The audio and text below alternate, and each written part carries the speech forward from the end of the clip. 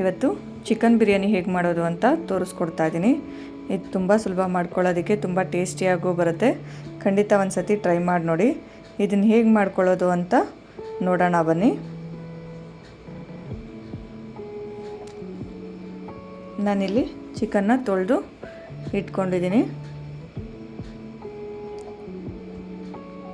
ಇದಕ್ಕೇ ಈಗ ನಾನು ಮೊಸರನ್ನ ಸೇರಿಸ್ಕೊತಾ ಇದ್ದೀನಿ. ಒಂದು 1/4 ಕಪ್ ಆಗೋಷ್ಟು ಮೊಸರನ್ನ ಸೇರಿಸ್ಕೊಂಡಿದ್ದೀನಿ. ಹಾಗೆ ಚಿಲ್ಲಿ ಪೌಡ್ರನ್ನ ಸೇರಿಸ್ಕೊತಾ ಇದ್ದೀನಿ, 1 ಟೇಬಲ್ ಸ್ಪೂನ್ ಆಗೋಷ್ಟು.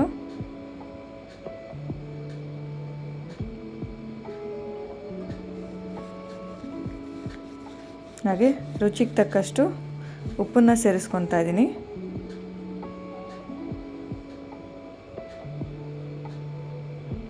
ಒಂದು ಸ್ವಲ್ಪ ಅರಿಶಿನನೂ ಸೇರಿಸ್ಕೊತಾ ಇದ್ದೀನಿ, ಒಂದು 1/4 ಟೇಬಲ್ ಸ್ಪೂನ್ ಆಗೋಷ್ಟು.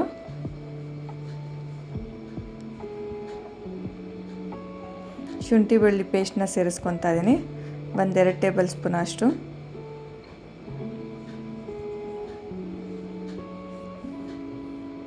ಇದಕ್ಕೇ ಕಸ್ತೂರಿ ಮೆಥಿನ ಸೇರಿಸ್ಕೊತಾ ಇದ್ದೀನಿ. ಒಂದು ಸ್ವಲ್ಪ ಕಸ್ತೂರಿ ಮೆಥಿನ ಈ ಥರ ಕ್ರಷ್ ಮಾಡ್ಕೊಂಡು ಕೈಯಲ್ಲೇ ಹಾಕ್ಕೊಳ್ಳಿ. ಈಗ ಒಂದು ಅರ್ಧ ನಿಂಬೆಹಣ್ಣು ಹಿಂಡ್ಕೊತಾ ಇದ್ದೀನಿ.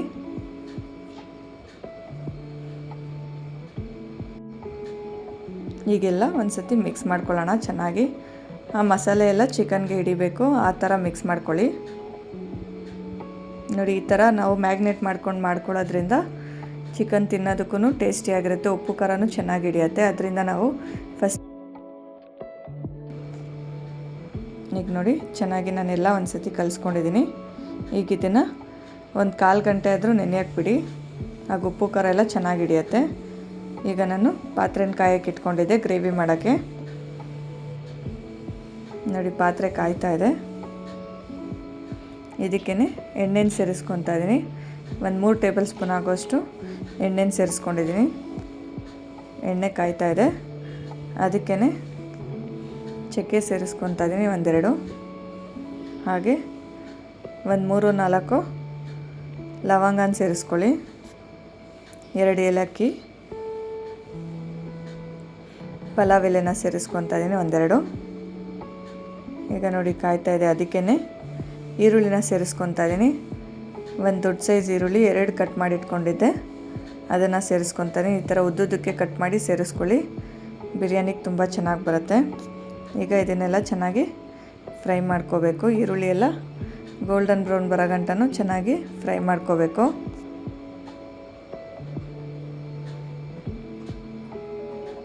ನೋಡಿ, ಈಗ ನಾನು ಚೆನ್ನಾಗಿ ಈರುಳ್ಳಿನೆಲ್ಲ ಹುರ್ಕೊತಾ ಇದ್ದೀನಿ. ಇನ್ನು ಇದು ಕಲರ್ ಚೇಂಜ್ ಆಗಬೇಕು, ಅಲ್ಲಿ ಗಂಟನೂ ಹುರ್ಕೊಳ್ಳಿ.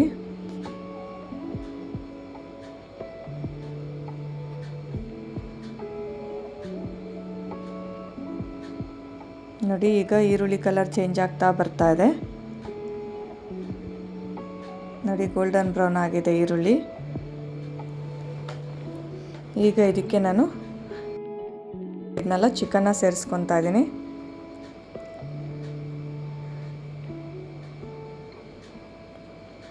ಈಗೆಲ್ಲ ಒಂದು ಸತಿ ಮಿಕ್ಸ್ ಮಾಡ್ಕೊಳ್ಳಿ.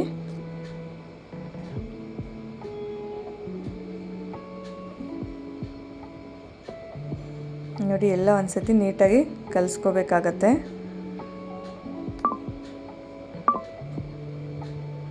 ಈಗ ನೋಡಿ, ಚಿಕನ್ ಎಲ್ಲ ಕುದೀತಾ ಇದೆ. ಈಗ ನಾನು ಮತ್ತೆ ಇನ್ನೊಂದು ಸತಿ ಚೆನ್ನಾಗಿ ಮಿಕ್ಸ್ ಮಾಡ್ಕೊತಾ ಇದ್ದೀನಿ. ಅದರಲ್ಲಿರೋ ನೀರಿನ ಅಂಶ ಎಲ್ಲ ಬಿಟ್ಕೊಳ್ಳುತ್ತೆ. ಅಲ್ಲಿ ಗಂಟನೂ ಚೆನ್ನಾಗಿ ಫ್ರೈ ಮಾಡ್ಕೊಳ್ಳಿ. ಈಗ ಇದ್ರ ಜೊತೆಗೆ ನಾನು ಟೊಮೊಟೊನ ಸೇರಿಸ್ಕೊತಾ ಇದ್ದೀನಿ. ಒಂದು ಚಿಕ್ಕದು 2 ಟೊಮೊಟೊನ ಕಟ್ ಮಾಡಿ ಸೇರಿಸ್ಕೊತಾ ಇದ್ದೀನಿ. ಈಗ ಅದನ್ನು ಅಷ್ಟೇ ಚೆನ್ನಾಗಿ ಮಿಕ್ಸ್ ಮಾಡ್ಕೊಳ್ಳೋಣ. ಈಗ ಚಿಕನ್ ಬೇಯಬೇಕಾದ್ರೇ ಟೊಮೊಟೊನೂ ಹಾಕಿದ್ರೆ 2 ಒಟ್ಟಿಗೆ ಬೇಯುತ್ತೆ, ಆಗ ಟೇಸ್ಟೂ ಚೆನ್ನಾಗಿ ಬರುತ್ತೆ.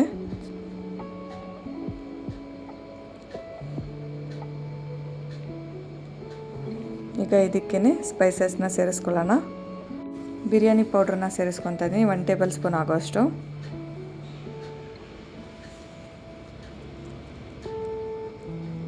ಹಾಗೆ ಗರಂ ಮಸಾಲಾನ ಸೇರಿಸ್ಕೊತಾ ಇದ್ದೀನಿ, 1 ಟೇಬಲ್ ಸ್ಪೂನ್ ಆಗೋಷ್ಟು. ಧನಿಯಾ ಪುಡಿನ ಸೇರಿಸ್ಕೊತಾ ಇದ್ದೀನಿ, ಅದು 1 ಟೇಬಲ್ ಸ್ಪೂನು. ಈಗೆಲ್ಲ ಚೆನ್ನಾಗಿ ಮಿಕ್ಸ್ ಮಾಡ್ಕೊಳ್ಳಿ. ಆ ಪೌಡ್ರೆಲ್ಲ ಚಿಕನ್ಗೆ ಹಿಡಿಯೋ ಥರ ಮಿಕ್ಸ್ ಮಾಡ್ಕೊಳ್ಳಿ. ನೋಡಿ ಈ ಥರ ಟ್ರೈ ಮಾಡಿ, ಖಂಡಿತ ಚೆನ್ನಾಗಿ ಬರುತ್ತೆ. ಯಾವಾಗಲೂ ರುಬ್ಬು ಮಾಡ್ಕೊಳ್ಳೋದಕ್ಕಿಂತ ಈ ಥರ ಡೈರೆಕ್ಟಾಗಿ ಎಲ್ಲ ಪದಾರ್ಥನ ಹಾಕ್ಕೊಂಡು ಮಾಡ್ಕೊಳ್ಳಿ, ತಿನ್ನೋಕ್ಕೂ ಟೇಸ್ಟಿಯಾಗಿರುತ್ತೆ. ಒಂದೇ ಥರ ತಿನ್ನೋದಕ್ಕಿಂತ ಈ ಥರ ಮಾಡ್ಕೊತೀನಿ. ಈಗ ನೋಡಿ ಗ್ರೇವಿ ಕುದೀತಾ ಇದೆ. ಈಗ ನಾನು ಅನ್ನನ ಬೇಯಿಸ್ಕೊತಾ ಇದ್ದೀನಿ. ನಾನು ಸಪ್ರೇಟಾಗಿ ಮಾಡ್ಕೊತಾ ಇದ್ದೀನಿ ಅನ್ನನ. ಈಗ ಅದಕ್ಕೇ ನೋಡಿ ನೀರು ಕಾಯಕ್ಕೆ ಇಟ್ಟಿದ್ದೀನಿ. ಇದಕ್ಕೇ 1 ಟೇಬಲ್ ಸ್ಪೂನ್ ಆಗೋಷ್ಟು ಎಣ್ಣೆನ ಸೇರಿಸ್ಕೊಂಡಿದ್ದೀನಿ. ಹಾಗೆ ಒಂದು ಚಕ್ಕೆ, ಲವಂಗ, ಏಲಕ್ಕಿನ ಸೇರಿಸ್ಕೊತಾ ಇದ್ದೀನಿ, 1-2. ಈಗ ಇದನ್ನೆಲ್ಲ ಒಂದು ಸತಿ ಮಿಕ್ಸ್ ಮಾಡ್ಕೊಳ್ಳೋಣ. ಉಪ್ಪನ್ನ ಸೇರಿಸ್ಕೊತಾ ಇದ್ದೀನಿ. ಈಗ ನೋಡಿ ಚೆನ್ನಾಗಿ ಕಲಿಸ್ಕೊಳ್ಳೋಣ. ಈಗ ನೀರನ್ನ ಕಾಯಕ್ಕೆ ಬಿಡೋಣ. ನೋಡಿ ಇನ್ನು ನೀರು ಕಾಯ್ತಾ ಇದೆ. ಇವಾಗ ನಾನು ಬಾಸುಮತಿ ಅಕ್ಕಿನ ಸೇರಿಸ್ಕೊತಾ ಇದ್ದೀನಿ. ನಾನಿಲ್ಲಿ ಆಲ್ರೆಡಿ ಒಂದು 1/4 ಗಂಟೆ ಮುಂಚೆನೇ ಬಾಸುಮತಿ ಅಕ್ಕಿನ ನೆನೆಸಿಟ್ಕೊಂಡಿದ್ದೆ. ಈ ಥರ ನೆನೆಸಿ ಮಾಡ್ಕೊಳ್ಳಿ, ಆಗ ಜಲ್ದಿನೂ ಬೇಯುತ್ತೆ.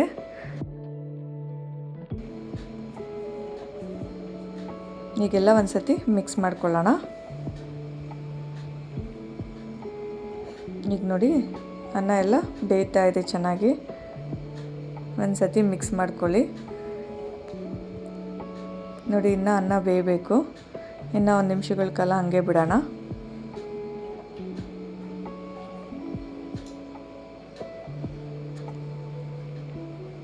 ನೋಡಿ ಈಗ ಅನ್ನ ಬೆಂದಿದೆಯೋ ಇಲ್ವೋ ಅಂತ ನಾನು ಚೆಕ್ ಮಾಡ್ಕೊತಾ ಇದ್ದೀನಿ. ಈಗ ನೋಡಿ ಒಂದು 80% ಬೆಂದರೆ ಸಾಕಾಗತ್ತೆ.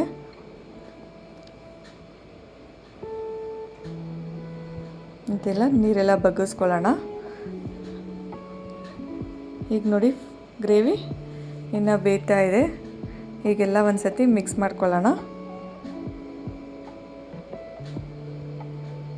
ಇದಕ್ಕೇ ಈಗ ನಾನು ಕೊತ್ತಂಬರಿನ ಸೇರಿಸ್ಕೊತಾ ಇದ್ದೀನಿ ಒಂದು ಸ್ವಲ್ಪ. ಹಾಗೆ ಒಂದು ಸ್ವಲ್ಪ ಪುದೀನನೂ ಸೇರಿಸ್ಕೊತಾ ಇದ್ದೀನಿ.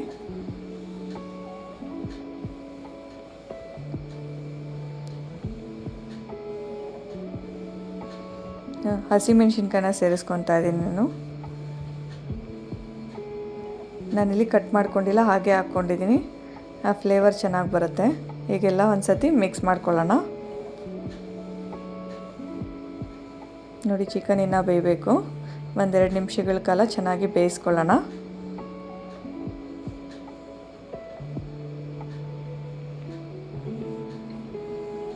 ಈಗ ನೋಡಿ ಚಿಕನ್ ಬೆಂದಿದೆಯಲ್ಲ ಅಂತ ನೋಡೋಣ. ಈಗೆಲ್ಲ ಒಂದು ಸತಿ ಮಿಕ್ಸ್ ಮಾಡ್ಕೊತಾ ಇದ್ದೀನಿ.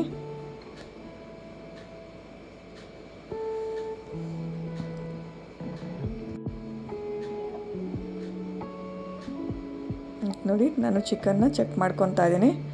ನೋಡಿ ಇಷ್ಟು ಬೆಂದರೆ ಸಾಕಾಗತ್ತೆ. ಈಗ ಗ್ರೇವಿನೂ ರೆಡಿಯಾಗಿದೆ. ಈಗ ನಾವು ಅನ್ನ ಮಾಡಿಟ್ಕೊಂಡಿದ್ವಲ್ಲ, ಅದನ್ನ ನೀರು ಬಗ್ಗಿಸಿ ನಾನು ಬರೀ ಅನ್ನನ ಮಾತ್ರ ಸೇರಿಸ್ಕೊತಾ ಇದ್ದೀನಿ. ನೋಡಿ ಇದನ್ನೆಲ್ಲ ಸ್ಪ್ರೆಡ್ ಮಾಡ್ಕೊತಾ ಇದ್ದೀನಿ.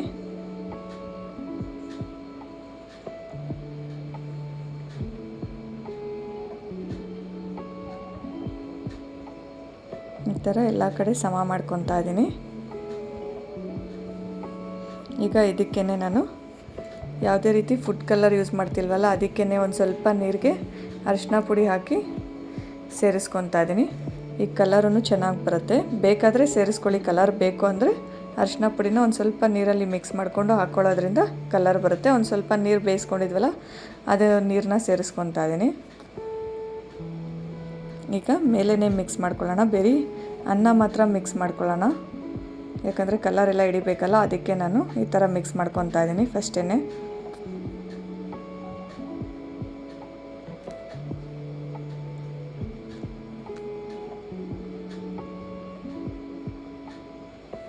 ನೋಡಿ ಈಗ ನಾನು ಎಲ್ಲ ಕಡೆ ಸ್ಪ್ರೆಡ್ ಮಾಡ್ಕೊತಾ ಇದ್ದೀನಿ. ಈ ಕಲರೂ ಚೆನ್ನಾಗಿ ಬರುತ್ತೆ ಈ ಥರ ಮಾಡ್ಕೊಳ್ಳೋದ್ರಿಂದ.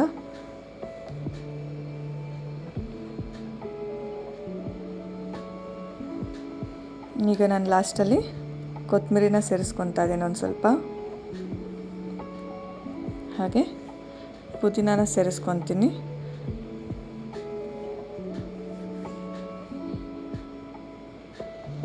ಈಗ ಲಾಸ್ಟಲ್ಲಿ ತುಪ್ಪನ ಸೇರಿಸ್ಕೊತಾ ಇದ್ದೀನಿ 1 ಟೇಬಲ್ ಸ್ಪೂನ್ ಆಗೋಷ್ಟು. ಇದು ಫ್ಲೇವರ್ ಚೆನ್ನಾಗಿರುತ್ತೆ ಈ ಥರ ಲಾಸ್ಟಲ್ಲಿ ಸೇರಿಸ್ಕೊಳ್ಳೋದ್ರಿಂದ.